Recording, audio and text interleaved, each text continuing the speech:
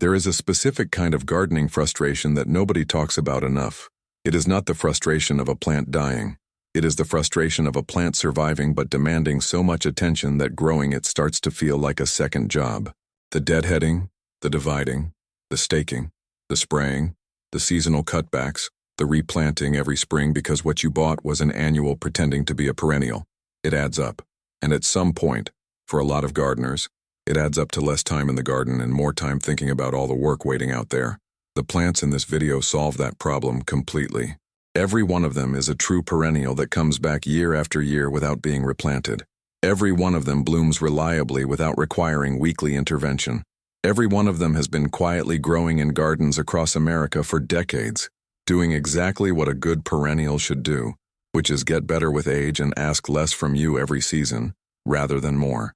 These are not the plants on the front tables at garden centers. Garden centers sell what moves quickly, and what moves quickly is color, which means annuals. These are the plants in the back of the catalog, the ones your grandmother grew, the ones that outlasted every trend and every gardening fad because they work. 10 of them, all forgotten to varying degrees, all worth growing. Plant 1 is Baptisia, false indigo. If you have never grown Baptisia, the first thing you need to understand is that it is one of the most patient and most rewarding plants in American horticulture. In its first year, it looks modest. In its second year, it begins to show you what it is capable of. By year 3, it has become something genuinely spectacular, a shrub-sized mound of blue-green foliage that produces tall spikes of indigo blue, white, or soft yellow flowers in May and June, followed by inflated seed pods that rattle pleasantly in autumn wind and make excellent dried arrangements, hardy in zones 3 through 9, full sun to light shade, average to poor soil, where it actually performs better than in rich amended beds because it is a nitrogen-fixing legume that thrives in the leaner conditions where most plants struggle. It is deer-resistant to a degree that few plants match. It does not need staking. It does not need deadheading. It does not need division and in fact resents being moved once established. The maintenance requirement is essentially zero beyond the initial correct planting, and it lives for decades. There are Baptisia plantings in American gardens that are older than the gardeners tending them. As a member of the legume family, Baptisia fixes atmospheric nitrogen through root bacteria, adding fertility to surrounding soil rather than depleting it. A mature 5th-year Baptisia planting actively improves conditions for neighboring plants, an ecological contribution that most ornamental perennials do not make. The ground occupied by a well-established Baptisia becomes genuinely richer over time. Plant 2 is Liatris, blazing star. Liatris spicata is the purple vertical accent plant that American gardens have been underusing for generations. The flower spikes rise to 3 or 4 feet in midsummer, blooming from the top downward in a progression that extends the show for 4 to 6 weeks. The color is a vivid, rosy purple that is unlike anything else in the summer garden. Monarchs and swallowtails find it irresistible. Goldfinches work the seed heads through autumn, hardy in zones 3 through 8. Full sun, average to dry soil with good drainage. It grows from corms, underground storage organs that persist through winter and send up new growth reliably each spring. No staking required, no deadheading required, unless you want to prevent the modest self-seeding it produces. One clump becomes several clumps over years as the corm cluster expands. Division every 4 to 5 years is optional and produces free plants for other areas of the garden. The purple spike of Liatris photographed against the silver foliage of lamb's ear, or the yellow blooms of black-eyed Susan, is one of the classic American perennial garden combinations, and it assembles itself with almost no effort. Liatris corms overwinter reliably without any protection in their hardiness range, and the corm cluster expands naturally each year, producing an increasingly dramatic display without any intervention. Division every 4 to 5 years is optional rather than necessary, and each division becomes a free plant for another area of the garden. Plant 3 is Vernonia, ironweed. This plant has one of the most vivid flower colors of any American native perennial, and is almost completely unknown in home gardens, despite being one of the most ecologically valuable plants you could put in a yard. Vernonia produces clusters of vivid royal purple flowers on stems that reach 4 to 6 feet in late summer, exactly when most other perennials are finishing, and the garden is starting to look tired. The color is not the soft lavender of catmint or the blue-purple of salvia. It is true purple, saturated and intense, and it blooms from August through October. Hardy in zones 5 through 9. Full sun. Average to moist soil. It tolerates clay and periodic wet conditions better than most tall perennials. No staking required despite the height, because ironweed develops strong self-supporting stems. It attracts monarch butterflies specifically during their fall migration, making it one of the most important wildlife plants a gardener can grow in the eastern and central United States. The common name ironweed comes from the difficulty of pulling unwanted plants, which is both a warning and a recommendation. It stays where you put it and it does not go anywhere. Vernonia also provides food for specialist native bee species that depend on plants in the aster family, late-season nectar for migrating monarchs when most other sources have finished, and seed resources for goldfinches through winter. This triple ecological function makes Vernonia one of the highest value wildlife plants available to American home gardeners. Plant 4 is penstemon, beard tongue. The Native American penstemons are among the most beautiful and most drought-tolerant perennials available to American gardeners, and they are consistently overlooked in favor of imported plants that require far more maintenance. Penstemon digitalis, the foxglove penstemon, produces tall spikes of white to pale lavender tubular flowers in June and July. Husker red penstemon adds the bonus of deep wine red foliage that persists through the entire growing season, making it a foliage plant and a flowering plant simultaneously. Hardy in zones 3 through 8 depending on variety. Full sun to light shade. Well-draining soil, particularly important for overwintering. The tubular flowers are specifically shaped for hummingbird feeding, and a well-established penstemon planting in early summer is one of the most reliable ways to bring hummingbirds into a garden. No staking. Minimal deadheading. Division every 3 to 4 years is beneficial but not urgent. Cut back to the basal rosette of leaves in late fall, and the plant overwinters cleanly and emerges reliably in spring. The Husker red variety deserves specific mention because the deep wine red foliage that emerges in spring and persists through the entire growing season makes it simultaneously a foliage plant and a flowering plant.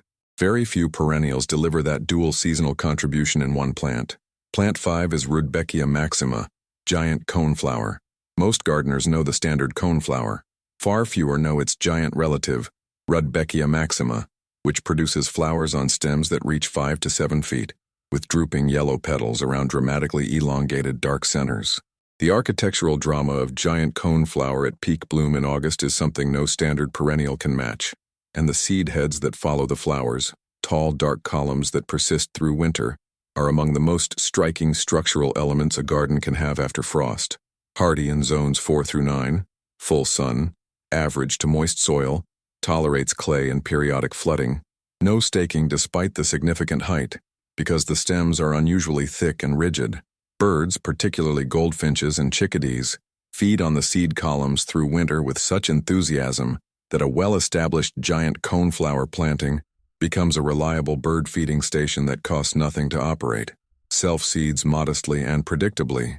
The seedlings are large and easily identified, easy to move or thin. Let it establish for 2 seasons and it rewards you with a structural presence that makes every other plant around it look better. The bird activity around giant coneflower seed heads through winter is genuinely remarkable. Goldfinches particularly favor the tall seed columns and return to the same plant daily through December and into February, creating a living wildlife display at precisely the time of year when the garden most needs something alive and active in it. Plant 6 is Eupatorium, Joe Pye weed.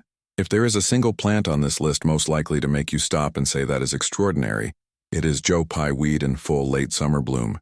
The flower heads, large domed clusters of dusty rose-purple blooms, rise on stems that can reach 8 feet in optimal conditions, though most garden varieties stay in the 4 to 6 foot range. They bloom from August through September, and the insect activity on those flower heads in full bloom is something you need to see to believe. Swallowtails, monarchs, bumblebees, hoverflies, all feeding simultaneously on a single established planting. Hardy in zones 4 through 9. Full sun to partial shade. Average to moist soil. Tolerates wet conditions and clay.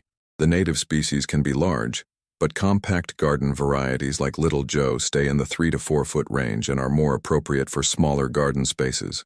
No staking for the compact varieties. No deadheading required. Cut to the ground in late fall or early spring. Joe Pye weed established for 3 or more years becomes one of the most effortlessly impressive plants in the late summer garden.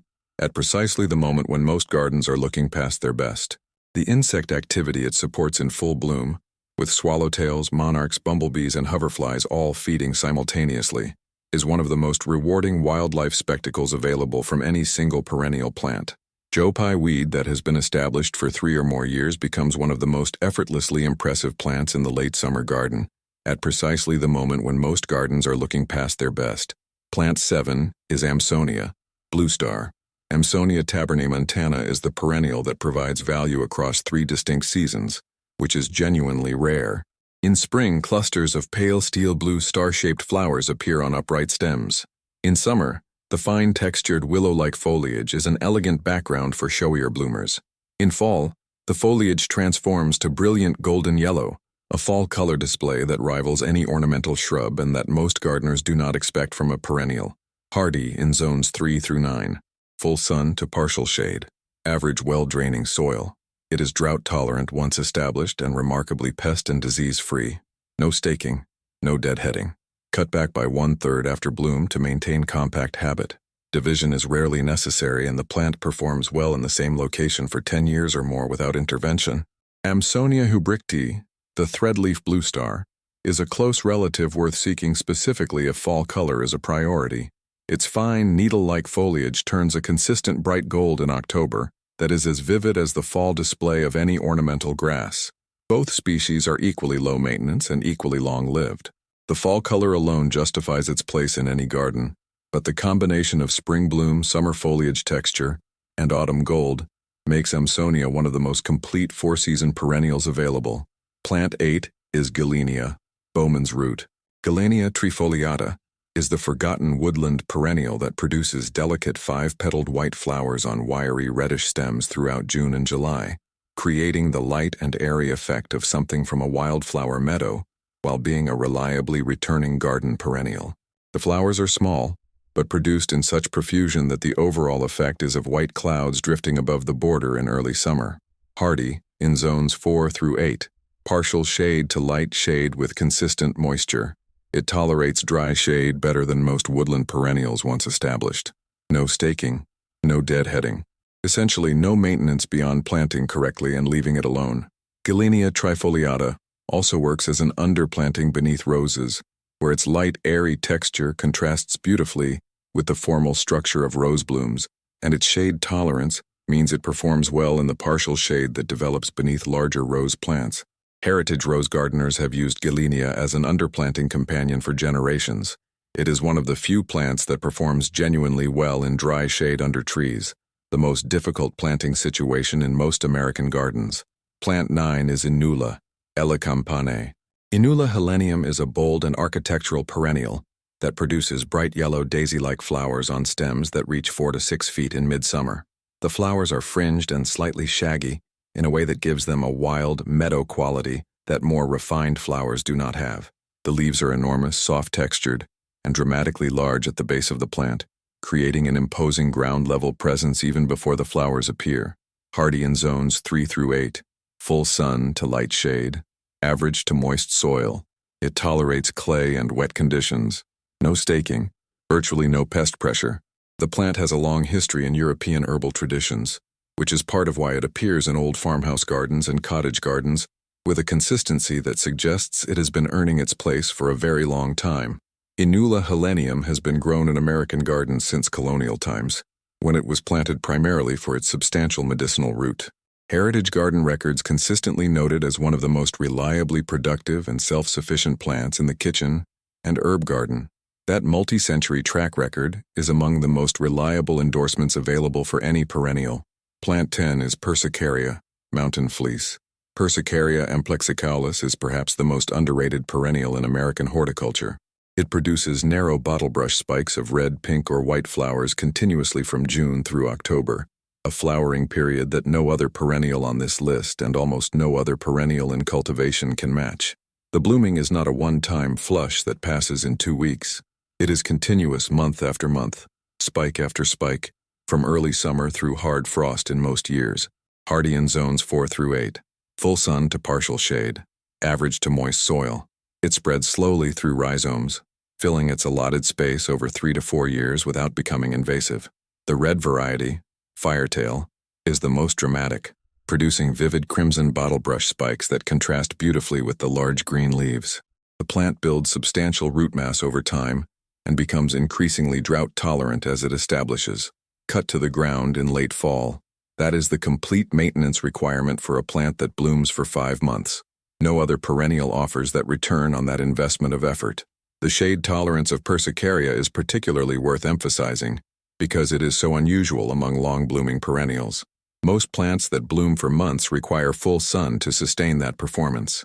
Persicaria amplexicalis blooms nearly as reliably in partial shade as in full sun, making it the best answer to the question of what will provide continuous color in a border that receives only 4 to 5 hours of direct sun daily.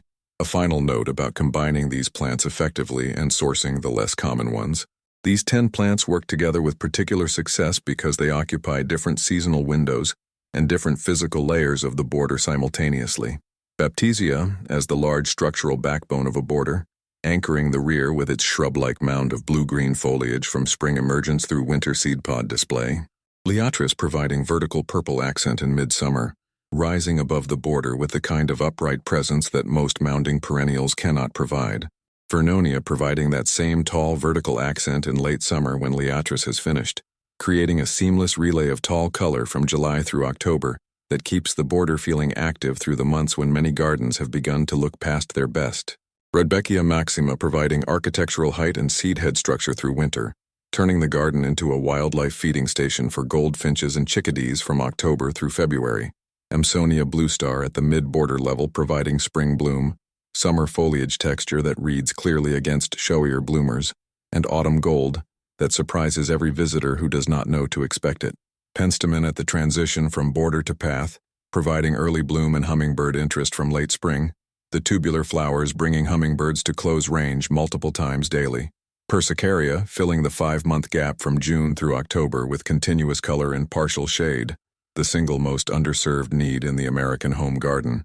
This combination covers every month of the growing season with genuine interest, requires almost no annual maintenance beyond the occasional cutback, and gets more beautiful every year as the root systems deepen and the plants fill their spaces with increasing confidence. No annual replanting, no seasonal restocking. One set of planting decisions that compounds in value season after season for as long as you garden in that space. A practical note about sourcing. Not all of these plants will be available at your local garden center. Specialty perennial nurseries, mail-order native plant nurseries, and local Native Plant Society annual sales are the best sources for the less common plants on this list, particularly Vernonia, Gillenia, Inula, and Persicaria. Many native plant societies hold annual spring and fall sales where uncommon perennials can be found at reasonable prices alongside knowledgeable gardeners who can give advice specific to your region and soil type. The investment in finding these plants from the right source is repaid many times over by the decades of performance that follows. These 10 plants share a quality that is increasingly rare in the modern garden plant market. They reward patience. In a market that sells color and immediacy and the promise of instant results, these are plants that get better every year without asking more from you every year. They are the opposite of the annual cycle of purchase and replant and purchase again. They are investments that compound, and the gardener who plants them today and leaves them alone to do what they are built to do will have, in 5 years, a garden that looks like it was designed by someone with deep knowledge and long experience. Because it will have been, just not by the gardener, by the plants themselves.